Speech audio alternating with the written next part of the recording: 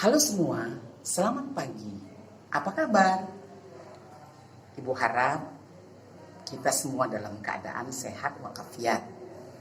Di masa pandemi ini, hendaknya kalian tetap melakukan protokol kesehatan dengan mematuhi 3M.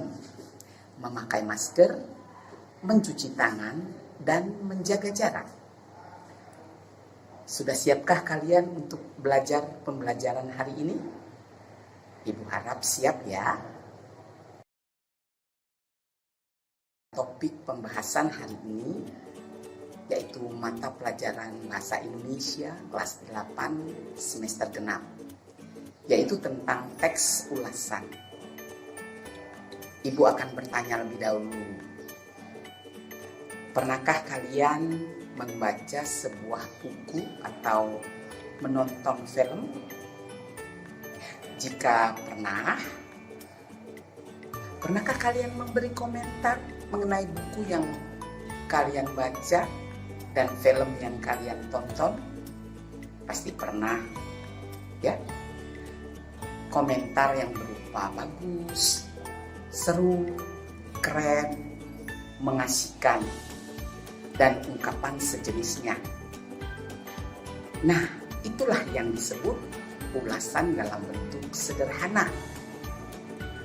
Anak-anak, KD yang akan kita pelajari hari ini yaitu 3.11, mengidentifikasi teks ulasan tentang kualitas karya film, cerpen, puisi, novel, dan karya seni daerah yang dibaca atau diperdengarkan. 4.11 menceritakan kembali isi teks ulasan tentang kualitas karya film, cerpen, puisi, novel, dan karya seni daerah yang dibaca dan didengar.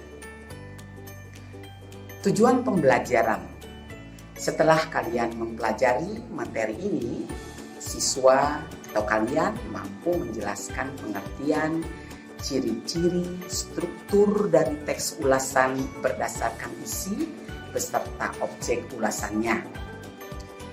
Siswa mampu menjelaskan maksud dari teks ulasan beserta kelebihan dan kekurangan teks ulasan tersebut secara tertulis. Di materi ulasan kali ini, kita akan belajar 5 hal, yaitu pengertian, tujuan dan manfaat, ciri-ciri, struktur, dan kaidah kebahasaan. Mari kita mulai membahasnya dari pengertian teks ulasan. Teks ulasan adalah teks yang berisi tentang penilaian seseorang terhadap suatu karya atau benda, baik bernilai lebih ataupun kurang. Teks ulasan tentu saja mempunyai tujuan dan manfaat bagi kita. Pertama, menambah pengetahuan. Kedua, meningkatkan pemahaman. Ketiga, memunculkan sikap apresiatif. Keempat, memperkuat daya kritik. Nah, keempat hal inilah yang akan kita dapatkan ketika kita menulis teks ulasan. Bagaimana bisa?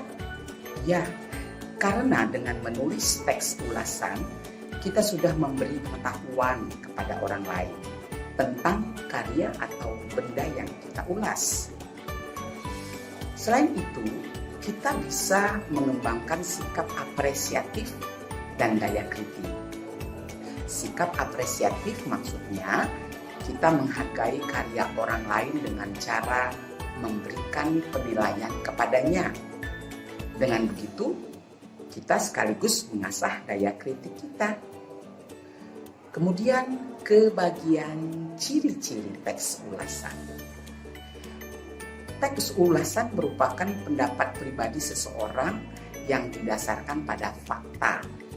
Oleh karenanya, teks ulasan mempunyai ciri-ciri sebagai sebuah pendapat. Kemudian pendapat didasarkan kepada fakta.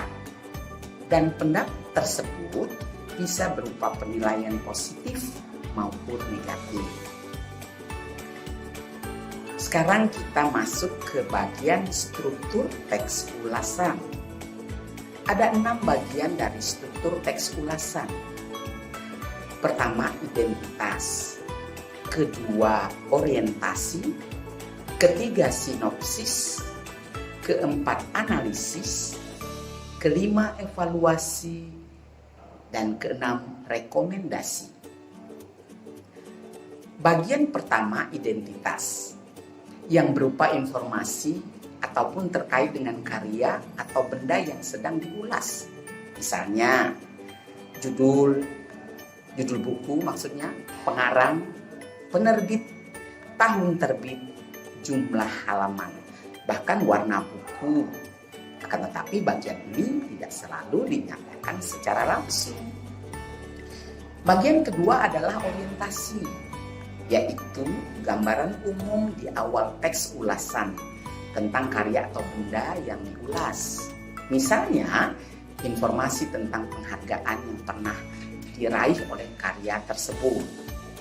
Bagian ketiga adalah sinopsis, yaitu ringkasan yang menggambarkan keseluruhan isi karya atau benda tersebut. Sinopsis dibuat berdasarkan pemahaman penulis terhadap apa yang diulas.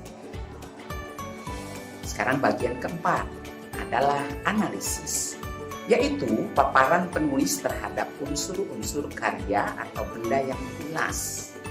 Analisis dibuat berdasarkan penafsiran penulis terhadap karya yang diulas.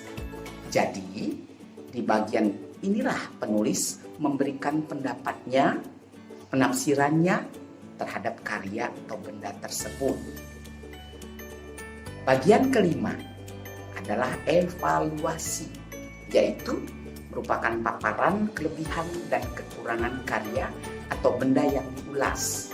Evaluasi ini tentu saja berdasarkan penafsiran atau pendapat pribadi si penulis teks ulasan.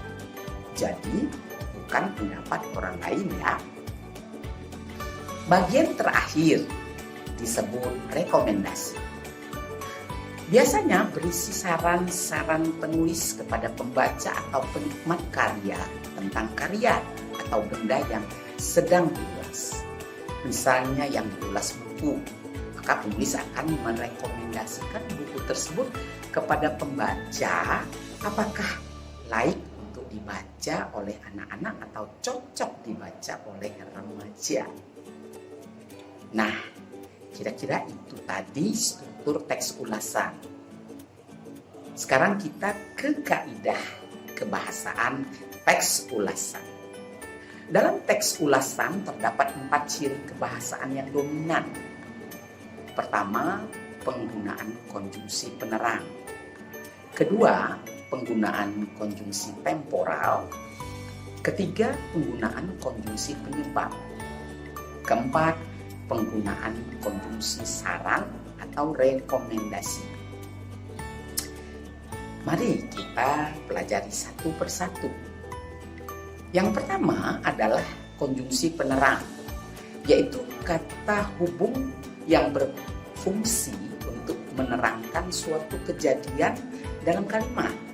Misalnya kata bahwa, yakni, yaitu. Penggunaannya seperti ini. Laskar Pelangi, yakni sebuah novel yang ditulis oleh Andrea Hirata dengan setting Belitung. Yang kedua adalah konjungsi temporal, yaitu kata hubung yang menerangkan hubungan waktu. Misalnya kata sejak, semenjak, kemudian, akhirnya. Penggunaan dalam kalimatnya, akhirnya Sabaria dapat membuat pembelajaran bahasa Indonesia untuk SMP kelas 8 semester ke-6. Yang ketiga, konjungsi penyebab, yaitu kata hubungnya yang berfungsi untuk menjelaskan suatu peristiwa terjadi karena sebab tertentu. Misalnya, buku Andrea Hirata perlu dibaca oleh banyak kalangan pelajar sebab memberikan motivasi yang kuat untuk meraih cita-cita.